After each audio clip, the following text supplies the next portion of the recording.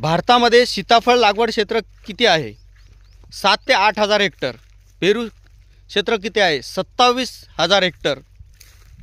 नारळ किती आहे?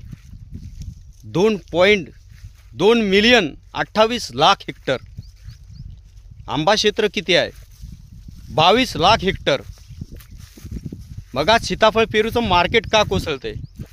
या सगळ्यांचा विचार टोटली 9 फळबागा, संत्रा, डाळिंब, नारळ या सगळ्या विषयीचा एक विचार आणि भारतामध्ये असलेलं क्षेत्रफळ, त्याला मार्केटमध्ये असणारी मागणी, या सगळ्यांचा एक व्हिडिओ तुमच्यासाठी स्पेशली बनवलेला आहे.